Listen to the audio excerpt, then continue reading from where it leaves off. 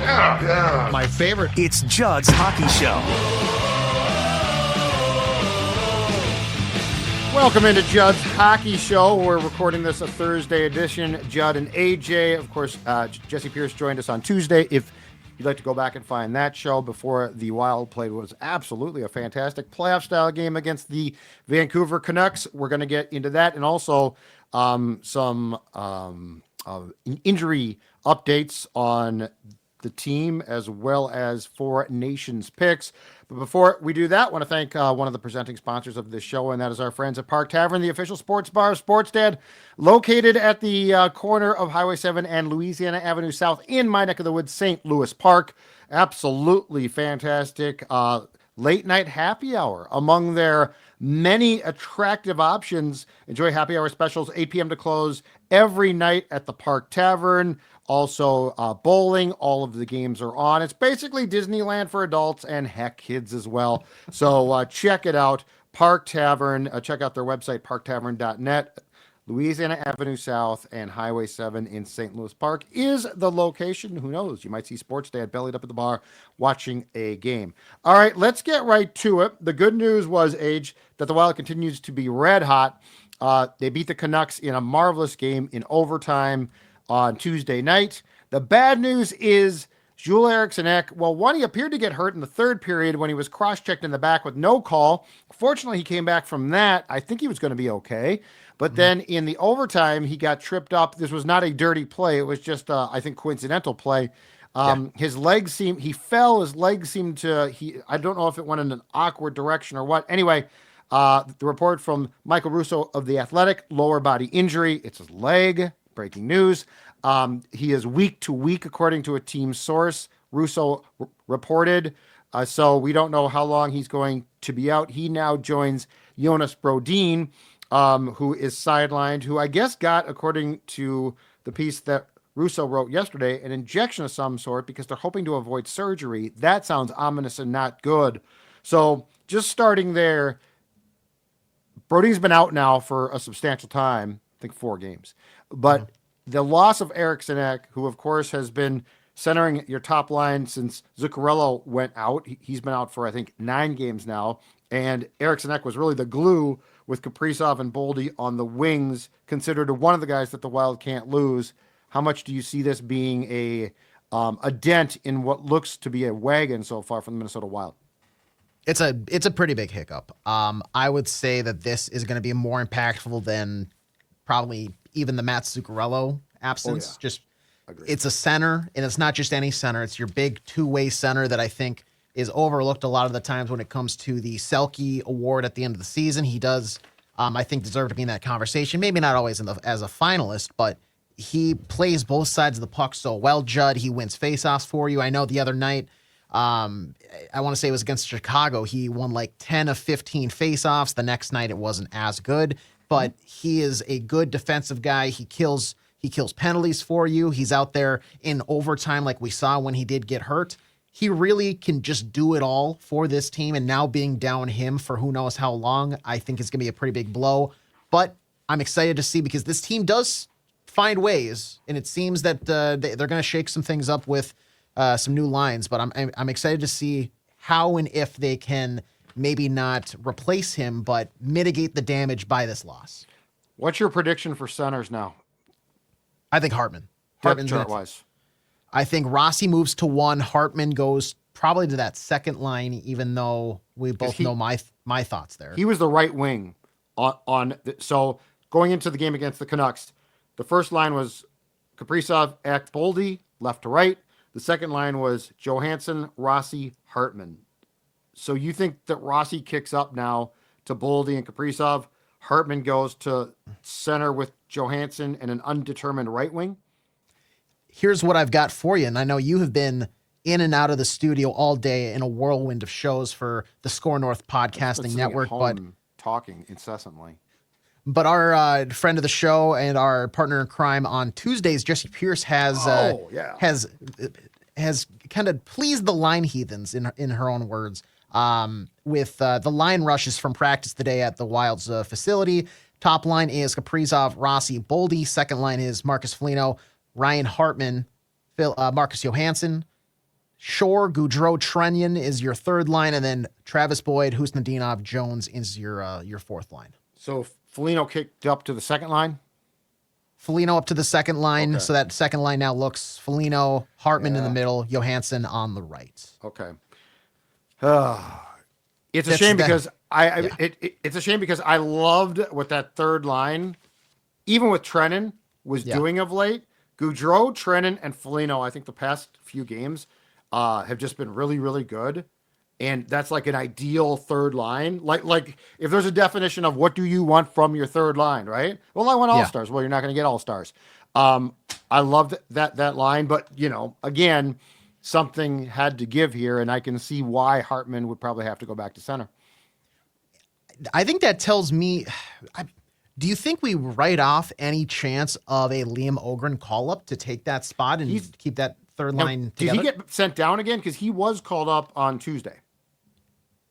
I know he was called up, and the only reason is because I'm going based off Jesse's tweet solely here, but Ogren isn't mentioned, and then you have Johnson and Yurchek are the extras. Okay. I just don't.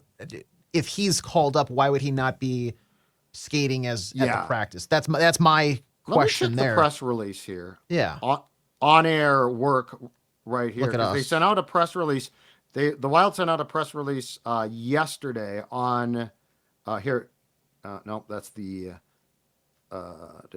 okay. Yesterday, Travis Boyd recalled, Reese Johnson recalled, and then let me see if they have a corresponding move here. I don't see if they do or not, but yeah, it wouldn't make sense if Ogren is there. He'd be practicing. So yeah, so that's my question. Is just why would he? Oh yeah, I just don't see where that move corresponds, but it's less than ideal. And Ericsson Ek is a major loss. There's no doubt. Now the Brodin thing's starting to scare me because if they had an injection and are hoping to avoid surgery, the key word there, the operative word is hoping.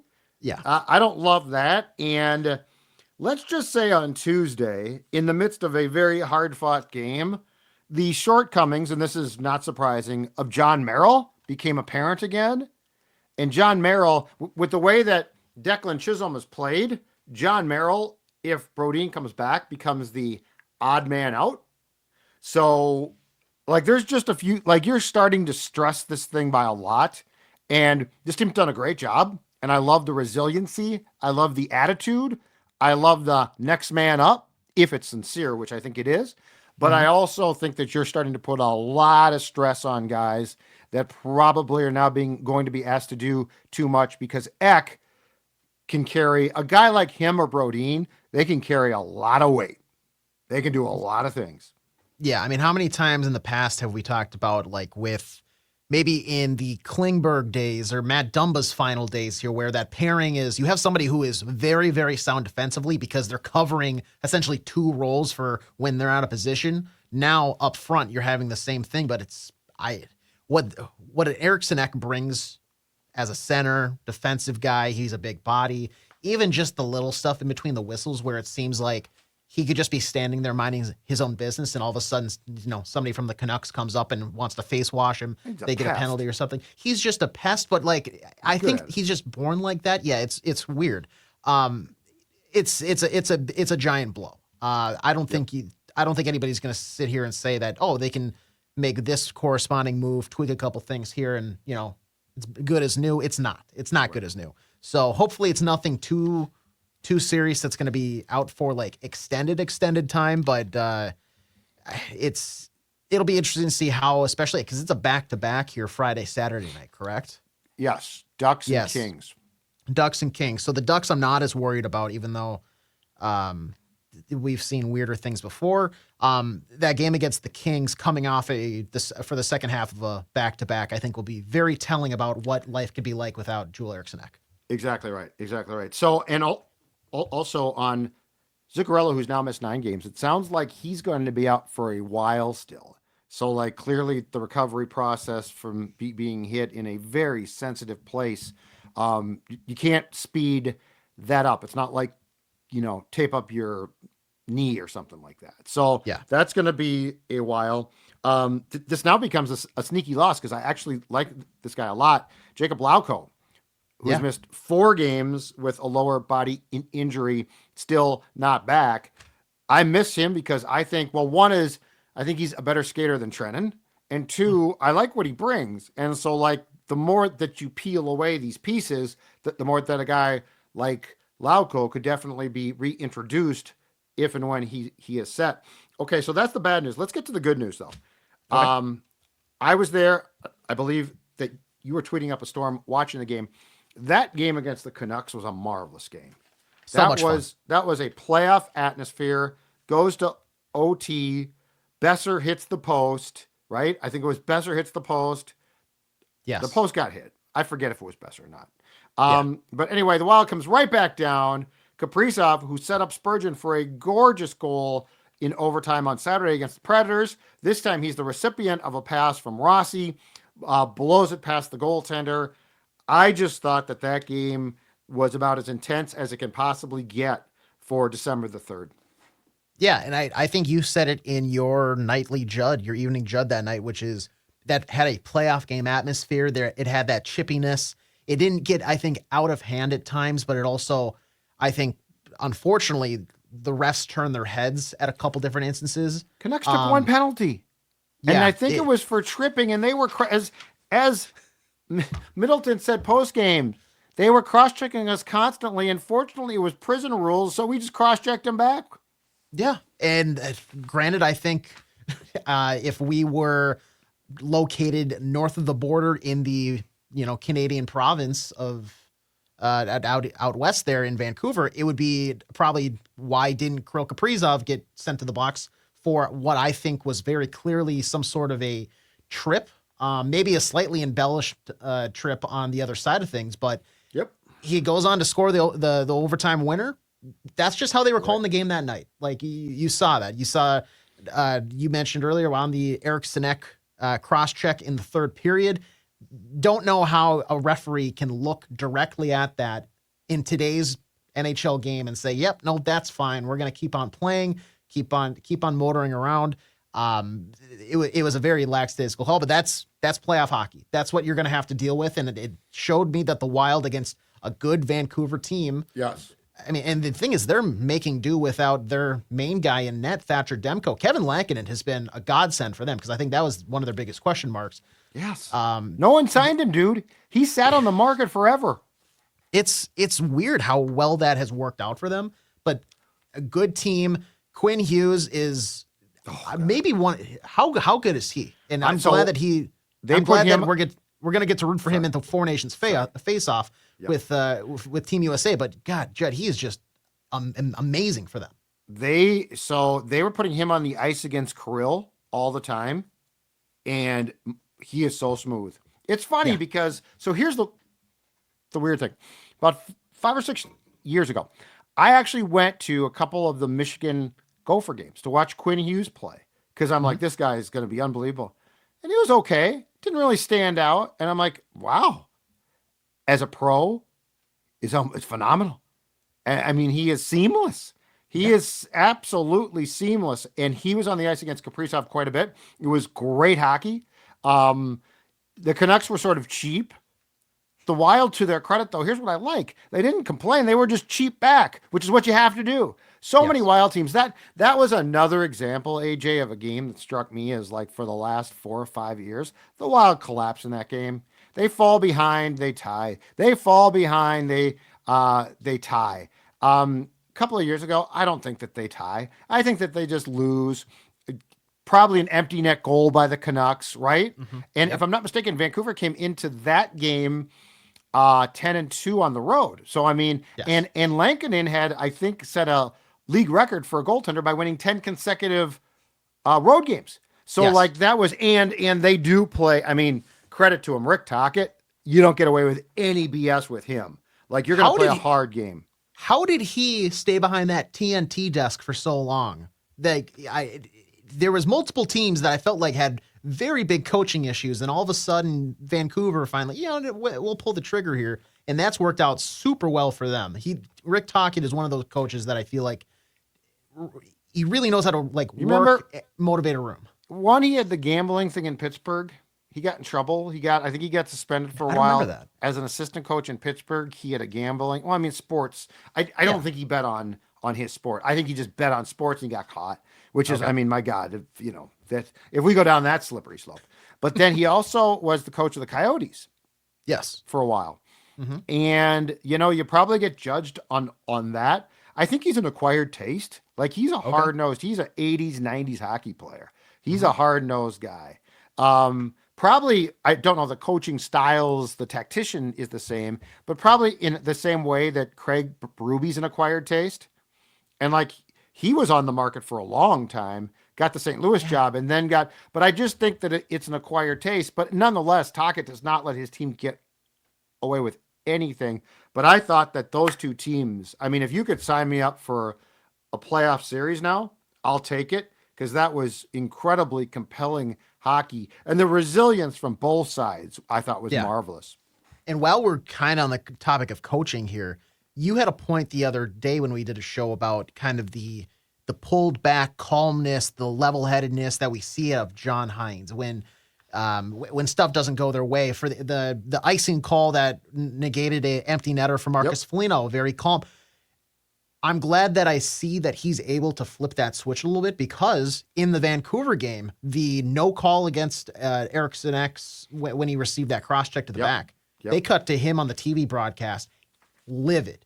He was letting them have it. And I think that seeing that side of him, I don't want to see it like too much, because I think we saw that way too much when Dean was behind the bench there. But knowing that he has that and he can but you got to pick into that.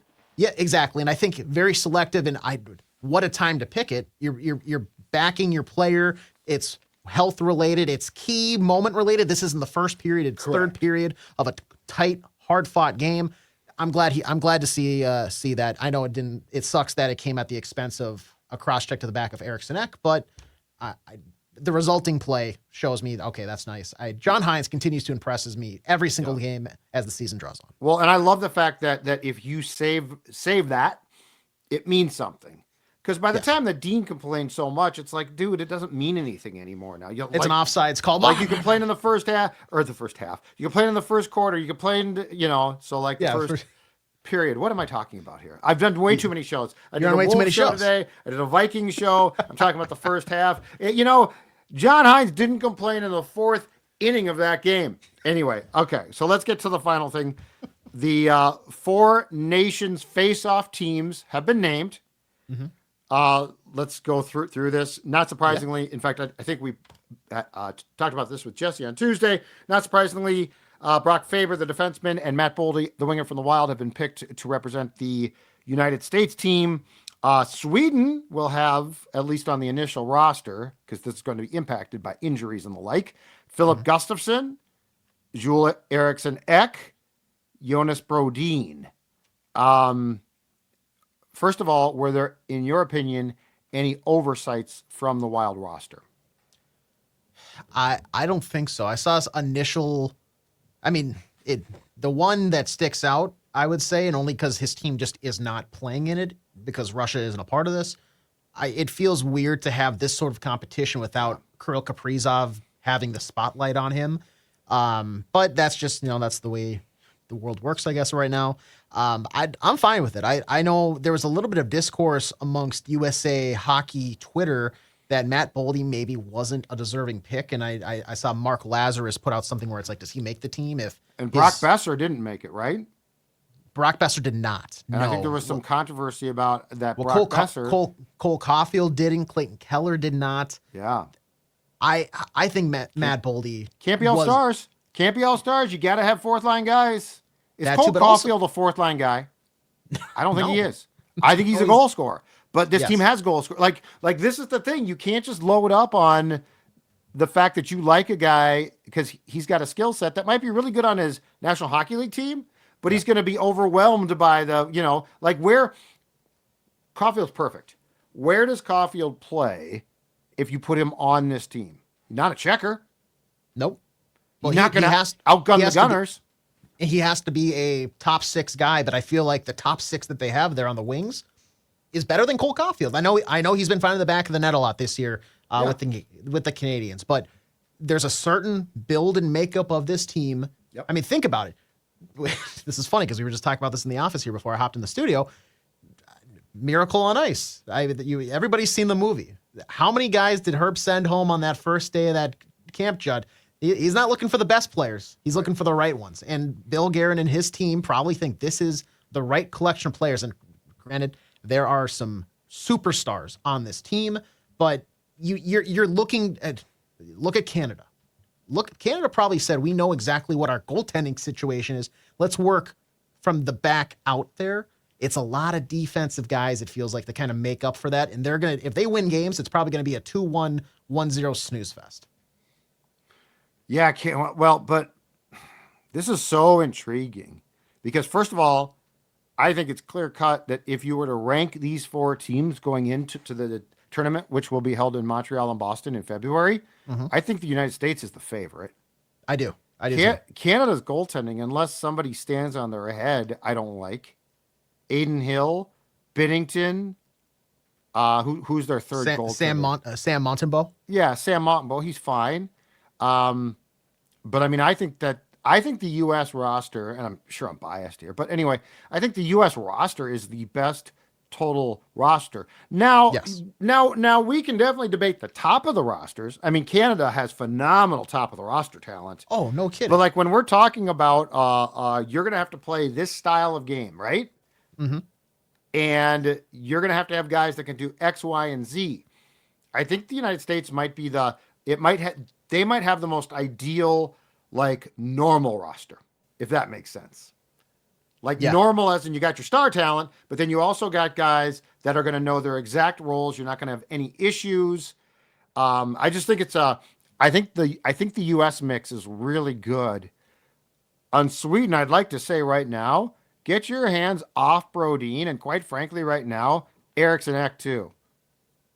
If these guys are out for any amount of time, first of all, with Brodin's back, if this is a back thing and he's getting injections, he's out. He's not playing as far as I'm concerned. Absolutely. I mean, if you could maybe play for me, but you're going to come back, not going to happen. And then I feel bad for Finland. I don't know how you feel about their... Well, because they should be the Russians. Shouldn't it? That's the Russians. This should have been a congregation of, like, a couple different countries, because this lineup, like, sure, you got Barkov. Sure, you've got Patrick Laine. Sure, you got Rantanen. I mean, what are we doing here other than that? I mean, Heiskanen on the blue line, for sure, I get it, but I just don't see this team beating too much. They're not going to be that competitive. Well, but I think the problem is, I think Finland was supposed to be Russia. Oh yeah, no kidding. But they're being left out because of the war, and so because there's no way that the Russians weren't going to be in this tournament, right? Oh no, they probably meant to, but why then? Whoever's setting this up, whether it's the IOC or NHL or whoever, do a like a multi-team representative thing. Did that not work that well in the World Cup last? I know that you and Jess liked it, but I wonder if there was pushback about that. I don't know. I thought they won. Did they not win it? I could have sworn. Maybe I'm wrong, but like Pasternak, why is he not in this? Well, we've talked about that before. Well, you know who's Pasternak's a perfect one. Another perfect example, Draisaitl. Yeah. Well, yeah, Germany. Yeah. Yes, there you needs could have to created be now I guess my question is, was there concern if they did that and still left the Russians out that it would cause a bigger controversy? I'm totally spitballing here. But were they concerned that if they put together a world team but said we still we won't take the Russians because of the war, did they decide that they didn't want that potential pushback? I don't know. But yes, Finland is a distant fourth, it looks like. Now watch them come out and play great. Yeah, who knows? And also, my memory is serving me wrong. It was a Canada-Europe final in a best of 3, and Canada won 3-1, 2-1, and that was that. Yeah, it's an interesting thing. But anyway, the Sweden thing, if Ericsson Ek has a knee or something like that, and I have no clue, that might be a little bit touch and go. I mean, it's still, 2 months away? Yeah. About 2 months away. But Brodin, I would say dude, you got to get yourself better. I mean, the Wild Tho- need him. Those guys need to be on 100 or like 95%. Like Well, if they even want to think whatever about they can going. get to, they need to be Yes. there for the Wild, not your country. I don't like stopping the season. I love the idea of international tournaments, especially on our soil in our time zones, because I don't want to get up at 6 a.m. to watch games. But that being said, too, this goes back to my biggest problem with soccer now is it's out of control that you just lose players. I don't want to lose players, and I don't want anyone getting hurt. Like, that's the one Kaprizov thing is it's great he can't play. Yeah. It's terrible he can't play, but if you're a Wild fan, it's great because he's going to rest, and he's not going to get hurt, knock on wood, playing hockey. How about this? Because I was thinking about this last night. If there is a lingering, who knows what it actually is with Ericsson Ek, when does Billy G potentially pick up the phone, call down to Nashville, Tennessee, and say, "Hey, I noticed things aren't going too well there." Yeah. Ryan O'Reilly, is he available? I notice he has no trade trade restrictions. I see he's got a $4.5 million cap hit. We're gonna have some guys on LTIR where I know we're already strapped, but at the same time, maybe we can make something work. You remember when I told you, remember we talked about the Jurasek trade? Yep. And we talked about the fact that I have no problem with the first round pick being traded on like, oh my God, that could be a great player. I don't believe that. But I also said it's the hockey gods, man. You trade that pick and the currency that you deal in at the deadline or for a trade like you just talked about is your first round pick. But I still make the call. And if it's, I mean, Yeah. ROR would be a tremendous addition. I don't know what he's worth right now. Like he's definitely not a kid. He's older now. So, Yeah. but yeah, no question. If this is going to be a while, yeah, I think you definitely, I think you owe it to your team. And you're going to have him. You're going to have him under control for that 4.5 for 2 more years after this. So it's not like it's a rental. Okay. He's 33, so there is age, but he kind of seems like one of those guys that is going to like keep his body right, and he's going to perform. There's not going to be a steep drop off. Great in the room. And right now, Nashville has 3 first-round picks in the upcoming draft. Do they want to add something there? I don't know if they necessarily feel the need to, but maybe they look to that 2026. The Wild, Billy Guerin said, "Hey, we'll reevaluate. I'm not married to keeping those." I'll make a call. I don't know. I think it's worth a call just to at least have a conversation about. If Ericsson Even Ek's regardless, gonna be even if out, he's back. I'm making a call. Oh, and I love him. Him and his goofy stick. Yeah, I mean, best center in Wild history here for all of 30 minutes. Yeah, that's great. You know, it's gonna be a real laugher someday when in the Wild rafters you got number 9 and 97 hanging side by side. Can they put Kaprizov's retired jersey across the ice so it's not near 9? Like this is why I never wanted to retire Koivu's number. Yeah, 97, right? I mean, this guy is hockey royalty, greatest player in franchise history, Hall of Fame player, right? And you're going to hang number 9 by that for winning a bunch of faceoffs in a career that wouldn't end? Let me ask you this. Do you think 46 is going to be up there to create a little separation between those two first? I know it. I just... Might be time to end the show. 46 is a Ring of Honor guy, and so is 9. You create a Ring of Honor. The Vikings have done some things I don't agree with. My opinion is that long ago, 84 should have come out of rotation for Randy Moss and been retired because he was great, but generational talent. But 46 and 9 belong in a Ring of Honor. The problem is, though, I feel like the bar has been set with that. Yeah, that's why I need to go to the bar and forget that they set the bar so that, like, literally 97 is going to hang by 9? You got to be kidding me. You're going to have to give him, like, a gold-plated banner or something just to distinguish, like, different tiers. Like the day they do it, if they raise these two side by side, they've got to play the song, "One of These Things Is Not Like the Other." That's all I got for you, H. That's all I got for you. We're done. Judd's Hockey Show. See you soon. Bye.